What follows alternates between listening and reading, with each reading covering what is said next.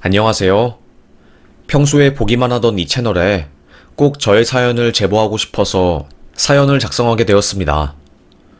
꼭 좀 채택이 되어서 제 사연이 방영되었으면 좋겠네요.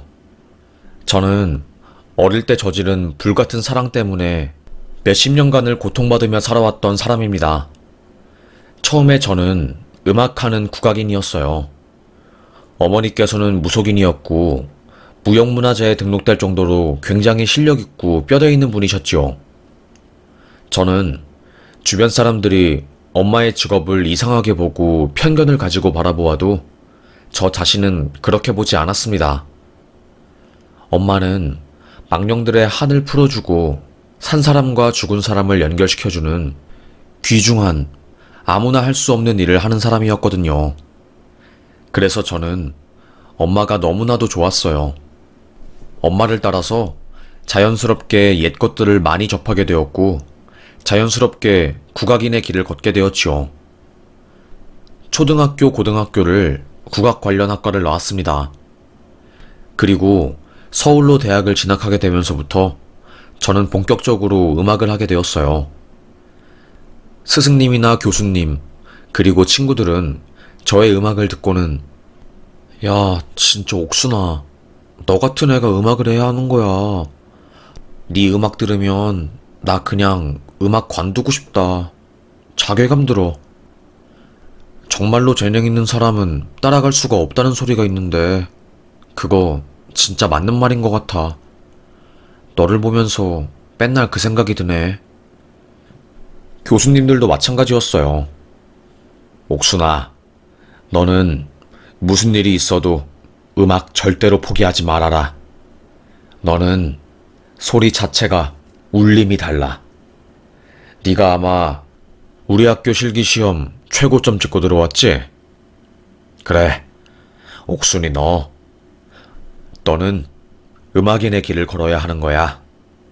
그게 맞는 거고 하늘이 인간에게 소명의식이라는 것을 부여하는데 너는 그 소명의식을 실현하면서 살아야 해. 알겠지? 그래서 대학 다닐 때는 저의 자신감은 하늘을 찔렀습니다. 실제로 성적도 굉장히 잘 나왔고 이런저런 곳에서 독주의 부탁도 많이 들어왔거든요. 그러다가 저의 졸업 공연을 보러 온 졸업식 선배의 눈에 띄게 되었어요. 제 친구가 저에게 갑자기 그러더라고요. 야, 우리 학교에 그 엄청 유명한 기업 자제분 다녔던 거 알지? 그 사람이 음대생 졸업 연주회 왔는데 너 보고 반했대. 내가 그 사람이랑 아는 사이인데 그 오빠가 너랑 이어달라고 난리야. 진짜 대박이지 않아? 야, 너 부럽다. 나도 그 오빠한테 엄청 들이댔다가 결국에는 까였는데 너는 무슨 복이냐? 세상에. 제 친구는 엄청 저를 부러워했어요. 저는 에? 그 사람이 누군데? 내가 음악하는 모습을 보고 날 소개시켜달라고 했다고? 진짜야? 진짜야. 대박이지. 헐, 세상에. 나한테 이런 날도 오는구나. 그래, 그러면 한번 만나보지 뭐. 수줍고 낯가림이 심한 저였지만 그때는 무슨 정신인지 몰랐어요. 그냥 그 남자를 만나보고 싶다는 생각이 들었지요. 그렇게 만나게 된 저희 둘. 첫눈에 보자마자 느낌이 왔습니다. 아, 이 여자구나. 아, 이 남자구나. 하고요. 그렇게 순식간에 사랑에 빠지게 되었어요. 그 남자는 저에게 옥순씨 보자마자 이상하게 온몸이 찌릿찌릿한 기분이 들었어요. 옥순씨를 꼭 무슨 수를 써서라도 잡아야겠다고 생각했고 옥순씨가 너무 궁금했어요. 그 남자는 저에게 아주 적극적으로 애정 공세를 했어요. 능력도 좋고 얼굴도 잘생긴 그 사람에게 안 빠질 수가 없었습니다. 한순간에 저희는 서로에게 푹 빠졌고 정말로 불같은 사랑을 했어요. 알고 보니 사실 그 남자는 약혼녀가 있었고 저와 연애를 하느라 약혼도 파혼해버리고 저에게 집중한 거였어요. 그 집안 사람들은 저의 존재를 알고 팔딱 뛰었죠. 네가 이 기업을 물려받아야 하는 아이인데 별 보잘것없는 여자랑 놀아나느라 인생 전체를 허비하고 엄마 아빠가 언론사 집안딸 겨우겨우 소개받아서 너랑 약혼시켰더만 이게 대체 뭐하는 짓이니? 아이고 열불이 터진다. 열불이 터져. 이게 대체 무슨 일이니? 남친의 어머니는 극대노를 하셨어요. 남친은 집에서 아예 나와버려서 아파트를 따로 잡고 저와 연애를 했지요. 저도 그때는 사랑에 미쳤던 것 같아요. 음악하던 것도 거의 때려쳤으니 말이죠. 교수들이 저를 따로 불러서 옥순아, 너는 음악을 해야 한다니까. 너 같은 애가 음악을 안 하면 도대체 누가 음악을 하니? 제발 정신 차리고 유학하자. 내가 너 유학 박사까지 따고 오면 내 밑으로 데려와서 너 교수하게 해줄게.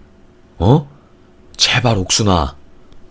교수님은 저에게 엄청 강조를 하면서 말했어요. 하지만 저는 사랑에 눈이 멀어서 그렇게 좋은 조건도 무시하고 사랑을 선택했어요. 지금 생각해보면 미친 것 같아요. 그때는 제가 왜 그랬던 것인지 진짜 너무너무 후회되더라고요. 하여튼 저는 그 남자와 동거까지 하면서 가족들의 반대에도 불구하고 엄청나게 깊은 연애를 하게 되었어요. 교수님부터 시작해서 저희 학과 선배들과 친구들 그리고 후배들까지 전부 다 저에게 연락해서 언니, 제발 그 남자 그만 만나면 안 돼요? 언니 같은 사람이 음악을 해야 하는데 사랑에 빠져서 지금 이게 뭐예요? 언니 제발요. 옥순아, 내가 제자를 이렇게 붙잡아 본 적이 없는데 너 재능이 너무너무 아깝다. 너는 한국에 남을 아이가 아니라 세계를 돌아다니면서 음악을 해야 하는 아이야. 옥순아, 제발. 하지만 저는 그때는 아무것도 들리지 않았고 아무것도 보이지 않았어요. 오직 그 남자의 얼굴, 목소리만 저에게는 중요했지요. 그렇게 시간이 흐르고 그 남자도 집안에서 쫓겨나고 저도 집안에서 쫓겨났습니다. 무속인인 엄마는 애가 탔지요. 무속인이니까 그래도 자식의 미래는 어느 정도 감이 잡히는데 제가 그 남자를 만나면 미래에 인생이 꼬일 게 뻔하니까 속이 타들어간 거였어요. 옥순아, 너 연애는 연애에서 끝나야 하는 거야. 엄마가 이렇게 부탁한다. 제발 그 남자 이제 그만 만나. 제발. 엄마도 제 손을 잡으며 거의 울부짖듯이 저를 말렸어요. 하지만 사랑에 미치고 푹 빠져버린 저는 제 자신이 통제가 안 되었지요. 모든 사람이 반대하는 그 사랑을 감내한 저는 그 대가가 어마어마했습니다. 서울에서 단 둘이 동거를 하던 저였고 저는 임신을 하게 되었어요. 딸아이였지요. 생리를 안 하길래 임신 테스트기를 했고 거기서 발견된 2줄. 깜짝 놀랐습니다. 오빠, 어떡해? 나 임신했어. 우리 어떡해? 뭐? 그게 정말이야? 그 남자도 깜짝 놀랐어요. 저는 너무너무 놀랐지요. 아무리 생각을 해도 이건 너무 이른 임신이었다고 생각했습니다. 손이 떨리고 진짜 입술도 파르르 떨리더라고요. 옥순아, 걱정하지 마. 그래도 내가 모아둔 돈도 있고 할아버지한테 받은 용돈 모은 통장이 있으니까 걱정하지 마. 그리고 부모님한테 말하면 부모님도 어떻게 못하실 거야. 도와주실 수밖에 없겠지. 내가 무슨 말 하는지 알겠지? 걱정하지 마. 저는 오빠의 말을 철석같이 믿었죠. 아무래도 아이를 저 혼자서 케어할 수는 없는 상황이었고요. 오빠는 부모님, 그러니까 시댁에게 말했습니다. 엄마, 아버지, 옥순이가 아이를 가졌답니다. 저 이제 옥순이를 책임져야 할 것 같아요. 이 여자 없으면 제 앞으로의 인생이 행복하지가 않을 것 같아요. 그리고 불행할 것 같아요. 제가 옥순이가 없는 삶은 너무나도 불행할 것 같아요. 시몬은 노발대발 난리가 났습니다. 뭐? 옥순이가 아이를 가졌어? 너네 둘이서 드라마 찍니? 내가 정말 미치겠다 너네들 때문에. 대체 이게 뭐하는 짓이야? 부모 망신시키더니 이제는 애 가져가지고 부모 속을 썩이다 못해 아주 썩어 문드러지게 만드는구나. 우리 집안에 무속인 딸을 데리고 오려는 네가 미친 것 같다. 애한테 신병이라도 옮기면 어쩌려고 그래. 다 그게 유전이라고 하던데. 엄마가 자주 가는 용한 무당집 선녀가 그러더라. 옥순이는 아주 능구렁이라고. 집안에 데리고 오면 마른 산에 장작 피우는 거랑 똑같다고. 아주 싹 다 망하는 지름길이라고 하더라. 안 그래도 지금 먹고 사는 거 힘들어 죽겠는데 어쩌려고 그러는 거야? 어머님은 목에 칼이 들어와도 절대로 옥순이, 그러니까 저를 며느리감으로 삼을 수 없다고 하셨어요. 그나마 아버님은 아이를 가졌는데 그럼 어떻게 하는 거냐고 하면서 저의 편을 살짝 들어주시기는 했지만 여전히 저를 미워하고 안 좋아하는 것은 사실이었습니다. 점점 배는 불러오고 결혼에 대한 확답은 받지 못하고 부모님이 생각보다 너무나도 강경하게 나오니까 오빠도 슬슬 마음이 조급해졌던 거였어요. 그러다가 오빠 부모님께서 강경하게 나오신 겁니다. 오빠 보고 해외에 있는 이모가 아프니까 이모한테 빨리 가봐야 할 것 같다고 한 겁니다. 오빠는 저에게 어릴 때부터 나를 살뜰하게 챙겨주시고 무슨 일 있으면 바로 내게 달려와준 이모였거든. 미국 이모가 아프다고 하니까 가봐야 할 것 같아. 나 어디 안 가니까 당신 아이 잘 품고 있어. 알겠지? 오빠, 알겠어. 기다릴게. 갔다가 다시 오는 거지? 나 왜 자꾸 찝찝하냐, 마음이. 다시 올 거야. 걱정하지 마. 절대로 걱정하지 마. 그렇게 저희는 잠깐 헤어졌습니다. 그때 헤어진 게 평생 헤어지게 될 줄은 몰랐어요. 어머님은 오빠를 저로부터 떼어내기 위해서 오빠에게 거짓말을 친 거였습니다. 이모가 아프다는 것은 어머님이 거짓말을 친 거였고 오빠는 그곳에 꼼짝없이 갇힌 거였어요. 어머님은 오빠에게 네가 사업을 물려받은 애인데 별 보잘것없는 여자애한테 빠져서 집안을 흔들리게 하지 않니? 여기서 경영대학원 진학하고 거기서 제대로 공부하렴. 너는 참 애가... 에휴... 무슨 소리야 엄마. 그 사람 뱃속에 아이까지 있는데 내가 여기 있으면 어떻게 하라는 거야 엄마. 됐어. 오빠는 그곳에 꼼짝없이 머물게 되었고 저는 나중에 어렵사리 오빠의 상황을 들은 거였어요. 그래도 금방 오빠가 나올 줄 알았는데 그러지 못했습니다. 오빠는 처절하게 어머님에게 한국에 가야 한다고 어필했지만 결국 한국에 오지 못했고 저는 뱃속의 아이와 단 둘이 한국에서 살아남아야 했어요. 어머님은 저에게 찾아왔습니다. 옥순이 맞지? 그래, 네가 대학도 잘 나오고 음악도 하고 열심히 살고 좋은 애인 건 안다. 너도 누군가의 딸일 텐데 이렇게 찬밥 신세 당하는 게 많이 속상하겠지. 그런데 아무리 생각해도 무당집 딸이랑은 내 아들 결혼 못 시키겠다. 난 그래도 너네 둘이 불장난 같은 연애를 하고 금방 끝날 줄 알았는데 대체 이게 뭐 하는 거니? 아이까지 덜컥 가져버리고 이 돈 받아서 애 키우고 다시는 우리 아들한테 연락하지 말아라. 적어도 몇 년은 해외에서 공부시킬 거니까. 무슨 드라마에서 나오는 것처럼 저는 어머님에게 봉투를 받았어요. 자존심이 상해서 됐다고, 이 돈 안 받는다고 소리치고 싶었지만 저는 돈 없는 곧 미혼모가 될 여자였으니까 찬밥 더운 밥 가릴 처지가 아니었습니다. 그렇게 저는 그 돈을 받았어요. 그리고 저의 상황을 받아들였지요. 그래, 무당집 딸인 내가 어떻게 그렇게 잘 사는 남자랑 결혼하겠어. 애초에 끼리끼리라는 말이 왜 있겠어. 그쪽 어머님도 이해 안 가는 건 아니니까. 에휴. 시간이 흘러서 저는 아이를 낳게 되었어요.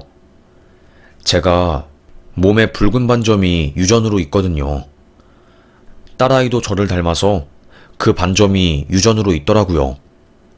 의사한테 저는 이거 제가 유전으로 붉은 점 있는 게 너무 콤플렉스였는데 우리 딸아이만큼은 없길 바랐는데 딸아이 피부에도 이 붉은 점이 있거든요. 선생님, 혹시 이거 제거 수술은 할 수 없나요? 제거 수술은 안 됩니다. 면적이 넓어서 한다고 하더라도 다른 곳에서 피부를 이식해 와야 해서 힘들어요. 흉도 크게 날 거고요. 딸이 태어난 순간 엄마는 저에게 그러더라고요. 옥순아, 마음 단단히 먹으래. 대한민국에서 아기 엄마로 남편 없이 아이 키우는 거 절대로 쉽지 않아. 알지? 알겠어, 엄마. 나 아이 낳을 때부터 마음 먹었어. 무슨 일이 있어도 아이 하나만큼은 내가 지킬 거라고. 어떤 일이 터져도 나는 내 한 몸 다 바칠 생각이 있으니까, 엄마. 저는 아이를 키우느라 돈 벌 수가 없었어요. 모아둔 돈은 다 써가고 제가 의지할 수 있는 사람은 친엄마였지요. 엄마도 국가지정 무형문화재에 꽤나 잘나가는 무속인이었지만 일반 사람들 사주는 봐주지 않고 행사나 혹은 마을에 큰 이벤트가 있을 때만 몸을 움직이는 사람이었기에 일이 없으면 수입도 0원이었습니다. 그래도 엄마는 어떻게든 손녀와 딸을 먹여 살리겠다고 부단히 움직이셨어요. 밭일도 하셨기에 농작물을 수확해서 팔기도 하셨지요. 동네 사람들은 무당이 키운 작물은 안 먹는다고 괜히 부정탄다고 해서 엄마는 1시간이 넘게 걸리는 장터에 가서 다 팔고 오셨습니다. 저 때문에 돈 벌려고 고생을 많이 하셨지요. 그러다가 엄마한테 암이 발견된 거였어요. 어느 순간부터 엄마가 저에게 혈변이 나온다고 하고 밥도 안 넘어가고 영 입맛이 없다고 하셨거든요. 순간 저는 기분이 쎄했습니다. 엄마, 큰 병일 수도 있으니까 당장 병원 가자. 나도 내 몸에 이상이 생긴 것 같아서 기분이 쎄하다. 그런데 딸, 엄마 아프면 돈이 덩어리로 들잖아. 엄마, 그게 뭐가 중요해. 사람이 사는 게 우선이지. 당장 큰 병원 가자고. 저는 엄마의 손을 잡고 병원으로 갔고 거기서 엄마가 대장암 3기라는 판정을 받았어요. 그때 딸아이가 4살이었고 저는 한순간에 미혼모의 집안의 가장이 되었지요. 어떻게든 엄마를 살려야 했고 나의 유일한 핏줄인 엄마를 이렇게 보낼 수는 없었기 때문에 무진장 애를 썼습니다. 할 수 있는 치료는 다 했던 것 같아요. 그 덕인지 의료진들은 길어야 6개월을 보았지만 엄마는 꼬박 3년을 살다 가셨습니다. 엄마가 돌아가시고 난 후 저에게 남은 건 엄마의 병원빚 그리고 생활비를 쓰느라 이곳저곳에서 대출받은 돈뿐이었어요. 미치겠다. 사는 게 왜 이렇게 힘든 거야? 대체 왜 세상은 내 편이 아닌 거야?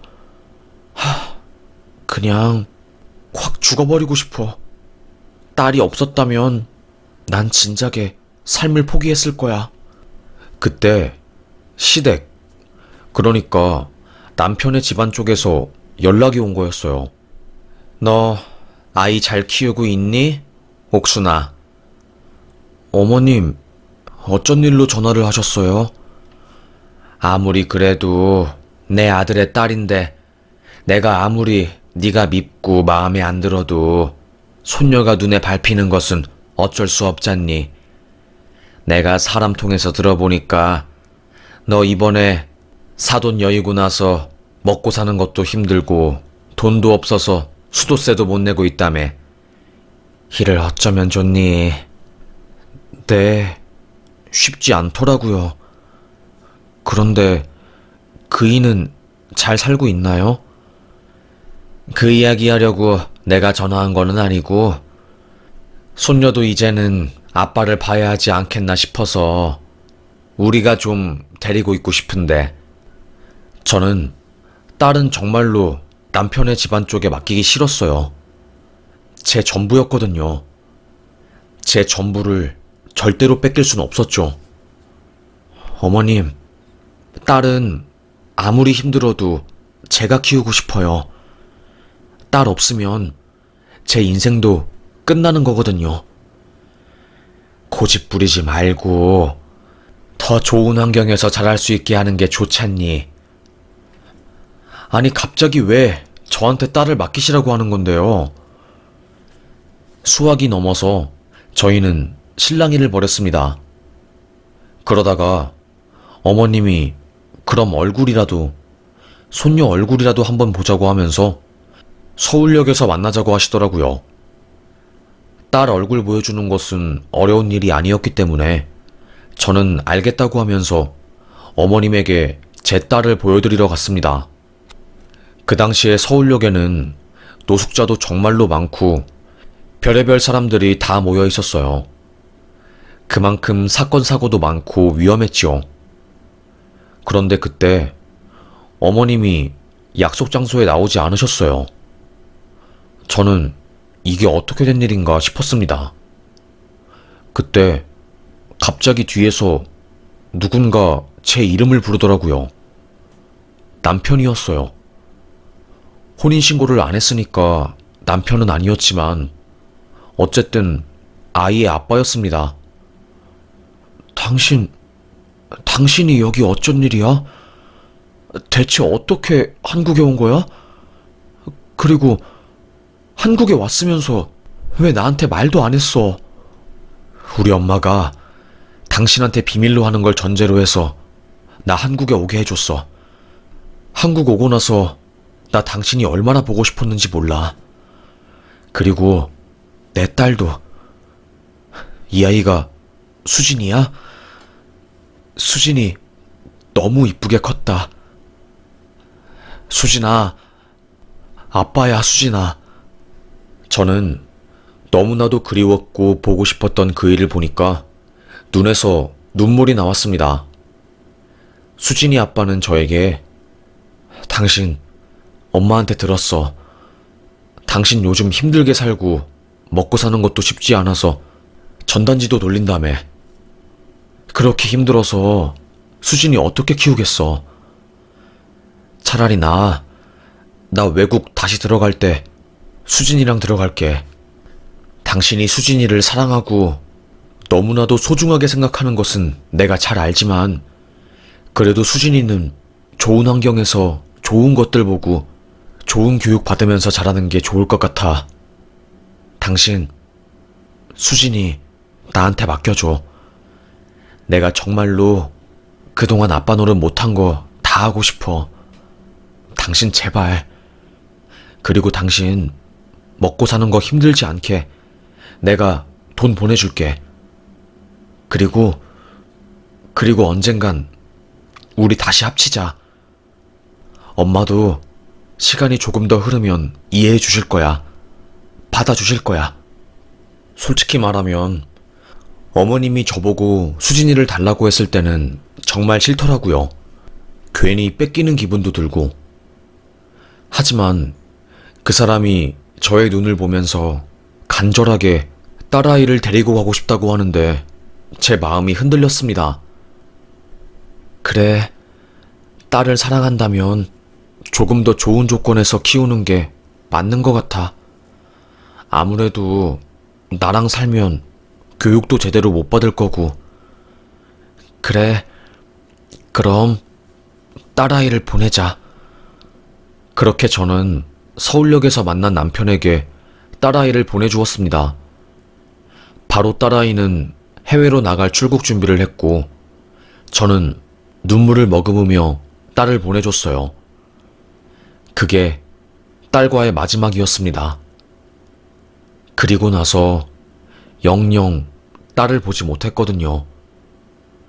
시댁은 저와의 연락을 싹 끊어버렸고, 매일 연락하던 남편도 번호를 바꾸고 잠적했으니까요. 저는 서울역에서 딸을 잃어버린 것과 마찬가지였습니다. 알고 보니 남편은 해외에서 이미 결혼식을 올린 상태였어요. 저 말고 다른 여자랑요. 그 여자 아버지는 하와이 쪽에서 어마어마한 부동산 부자라고 정평이 나 있는 사람이라고 하더라고요. 그런데 이제 그 여자가 아이를 못 가지는 몸이란 것을 알게 된 시댁 쪽은 그럼 수진이를 데리고 오자고 결론을 낸 거고, 그래서 저에게 갑자기 접근을 해서 교육을 핑계로 제 딸을 데리고 간 거였어요. 미치겠더라고요. 딸을 되찾기 위해서 저는 5만 가지 방법을 다 썼지만 이미 등본도 남편 아래로 딸이 넘어간 상황이었고 연락도 안 되고, 저는 그렇게 갑자기 딸을 빼앗긴 여자가 되었습니다. 제 세상의 모든 것을 잃어버리니까 그냥 죽고 싶더라고요. 내가 왜 살아야 하는지도 모르겠고 언제까지 이런 인생을 살아야 하는 건지도, 정말 기약 없는 인생의 구렁텅이에 빠진 듯한 느낌이었습니다. 극단적인 시도도 정말 많이 했어요. 하지만 그럴 때마다 이상하게 죽기 직전에 살아났지요. 저는 그래, 이렇게 내가 매번 죽으려고 하는데 계속 살아남는 것도 다 죽을 때가 안 되어서, 아직 죽으면 안 되어서 이렇게 살아남는 거야. 그래, 죽지 말자. 악착같이 살다 보면 다시 딸을 만날 수 있는 날이 오겠지. 여기서 포기하지 말자. 저는 미친 듯이 몸을 움직였습니다. 닥치는 대로 일했어요. 몸이라도 움직여야지 그나마 외롭지 않고 안 좋은 생각이 나지 않았거든요. 일에 미쳐서 살다 보니 어느 순간 10수년이 훌쩍 지나 있었어요. 그 사이에 신병도 와서 그것 때문에 몇 년 훅 날린 적도 있었고 순탄한 인생은 아니었어요. 그래도 딸아이 언젠간 볼 수 있다는 희망에 계속 살아갔지요. 그러다가 제가 청소일을 하는데 그날 입주 도우미 아줌마가 펑크 났다고 소장님이 저보고 유명한 브랜드 아파트 대형 평수에 청소를 하러 갔다 오라고 하더라고요. 그런 집은 오히려 제가 부담스러워서, 어휴, 그런 곳은 한번 갔다가 괜히 책 잘못 잡히면 저만 피곤해서 부담스러워서 싫어요. 그래도 페이가 세잖아. 갔다 와. 저는 그렇게 그곳으로 일하러 들어갔고, 거기서 제가 그토록 원했던, 바랐던 딸아이를 찾은 겁니다. 아직도 저는 어안이 벙벙해요. 잘 나가는 기업 회장의 손주와 결혼한 한 사모님이 허리를 다쳐서 집안 청소를 못하는 상황이라 도우미 아줌마를 부른 거였어요. 저는 처음에 집에 들어왔는데 안주인은 없고 거기서 잠깐 반찬 만들어주는 주방 이모가 저를 맞이하더라고요. 어디 청소해야 하는지 알려주고 저는 알려준 대로 그곳을 빡빡 닦고 청소했지요. 그때 비밀번호 누르는 소리와 함께 대문이 열렸고 청소를 하고 있는 제 뒤통수에 대고 안주인이 그러더라고요. 어머, 오늘 청소하기로 하신 분이세요? 그런데 목 뒤에 붉은 점, 그거는 언제부터 있으셨던 거였어요? 저 한국에 있었을 때 엄마도 목 뒤에 점이 있었는데. 신기하네요. 같은 자리에 점 있는 사람은 처음인데. 저는 이 소리를 듣자마자 뒤를 확 돌아봤어요. 그리고 마주친 저희 둘. 순간 저희 둘은 서로의 얼굴을 보고 뭔가 이상한 감정을 느꼈습니다. 이거는 겪어본 사람만 알 거예요. 그 순간의 공기가 달라진 듯한 희한한 느낌이었지요. 저는 저도 모르게 딸의 이름을 불렀어요. 김수진, 수진이, 엄마지? 엄마 맞지? 엄마잖아, 엄마. 조옥순, 엄마. 저희는 서로의 얼굴을 보자마자 서로를 알아봤습니다. 펑펑 울었던 것 같아요. 너 어떻게 된 거야? 하와이에 가서 사는 거 아니었어? 엄마가 너 찾으려고 얼마나 노력했는데. 네 아빠랑 네 친할머니가 내가 너랑 못 만나게 하려고 그 집안 사람들 번호 다 바꾸고 나는 세상으로부터 왕따 당한 기분이었어. 너 그거 아니? 엄마, 나야말로 엄마 얼마나 보고 싶었는데. 아빠랑 친할머니는 엄마가 나를 버린 거라고 했어. 그래서 나는 그 말만 믿고 엄마 얼마나 미워했는데. 알고 보니까 애 아빠랑 친할머니가 애한테 제가 바람 피워서 다른 남자랑 결혼했고, 그래서 너는 우리가 키우게 되었다. 네 친엄마 절대로 찾지 말라고 세뇌를 시킨 거였습니다. 아무것도 모르는 제 딸은 그렇게 자라나게 되었고, 커서 가업을 물려받으려고 했지만 경영에 영 소질이 없는 딸은 결국 가업을 물려받지 못하고 시집을 가게 된 거였어요. 한국에 들어와서 결혼하고 신혼집을 치우다가 저를 만나게 된 거고요. 저는 딸의 볼을 어루만지면서 말했습니다. 내가 너 키우려고 목숨처럼 생각했던 음악도 포기했어. 우리 학교에서 내가 음악 잘한다고 소문이 자자했고, 교수도 나 같은 사람이 음악해야 한다고, 그래서 유학까지 생각했는데 너 가지고 나서 엄마는 네가 더 중요했기에 다 포기했거든. 엄마 미안. 나는 그것도 모르고 어릴 때라 기억은 안 나지만 외할머니가 마루에 나 앉히고 참외 깎아주고 엄마가 내 귀 파주고 나는 엄마 무릎에서 스르르 잠들고, 그때가 난 아직도 기억나. 엄마가 날 버린 게 아니라서 나 정말로 기쁘고 고마워. 엄마, 사랑해. 저희는 꼭 안았습니다. 그리고 저는 딸에게 건네받은 전화번호를 통해서 시어머니와 남편에게 전화해서 고래고래 소리 질렀어요. 당신네들 가만히 안 둘 거라고 하면서요. 그제서야 그들은 저에게 사과를 하더라고요.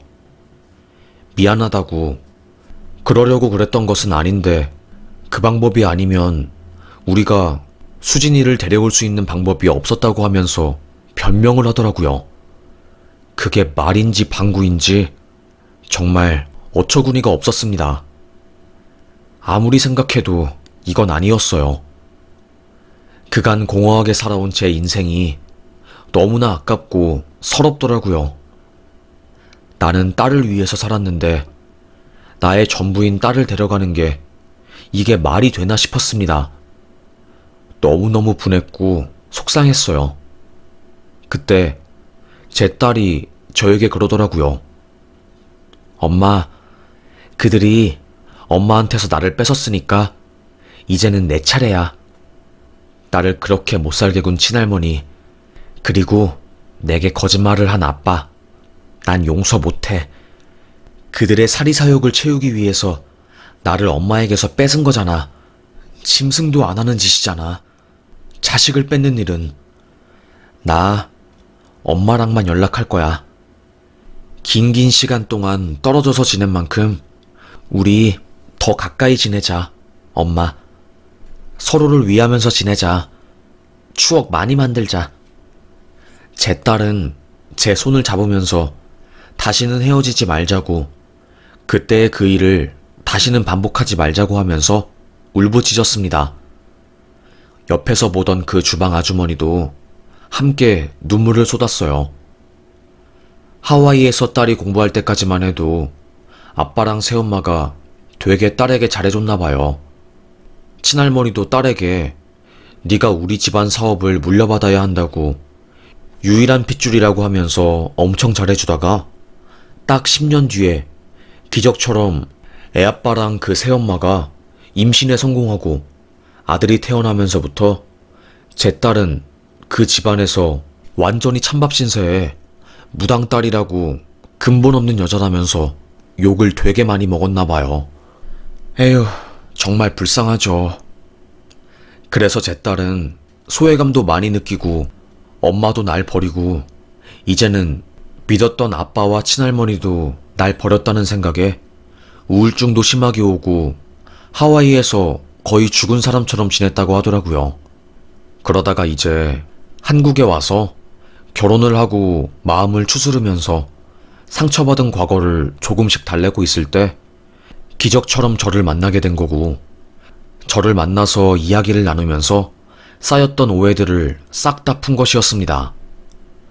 딸은 저와 이야기를 나눈 뒤에 자신은 버려진 아이가 아니라 지켜진 아이이고 엄마가 10년이 넘는 시간 동안 자기를 기다렸다는 사실을 알고 그동안 힘들게 살아왔던 과거가 다 치유되었다고 하더라고요. 저도 마찬가지였습니다. 딸을 만난 순간 그동안 고생했던 모든 것들이 보상받는 기분이었고 너무너무 좋았고 기뻤어요. 참 행복하다. 이게 바로 행복이구나 라는 것을 깨달았습니다. 그렇게 딸은 그 이후로 지 아빠랑 친할머니한테 엄청 소리 지르고 화내고 엄마한테 사과하라고, 사과 안 하면 자기 가만히 안 있겠다고 해서 나중에 친아빠랑 시모가 저에게 전화를 해서 따로 사과를 했습니다. 그렇게 저는 사과를 받아냈고 지금은 딸이랑 너무너무 잘 지내고 있습니다. 처음에는 지워버리고 싶었던 붉은 점이 저와 딸이 서로를 알아볼 수 있는 흔적 같은, 표시 같은 역할을 할 줄은 상상도 못했어요. 그래서 저는 너무너무 신기하고 기분이 좋았어요. 더 이상 제 몸에 있는 그 붉은 반점은 저에게 콤플렉스가 아니라 딸과 저를 이어주는 끈끈한 무언가가 되었습니다.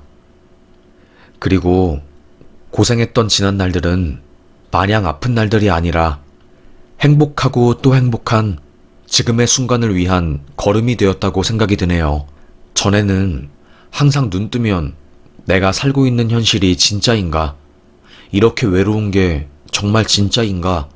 라는 생각에 정말 눈뜨기가 싫었는데 지금은 저를 깨우는 햇살이 참으로 반갑기만 합니다. 그래서 저는 오늘도 긍정적으로 하루를 살아보려고요. 열심히 살다 보면 또 좋은 날이 오겠죠. 여러분, 저는 행복해질 때까지 10년이 걸렸습니다. 여러분도 오랜 시간이 걸리더라도 분명히 행복해질 수 있을 거예요. 제가 온 마음을 다해서 응원하겠습니다. 그럼 저는 여기서 사연 마치겠습니다. 감사합니다.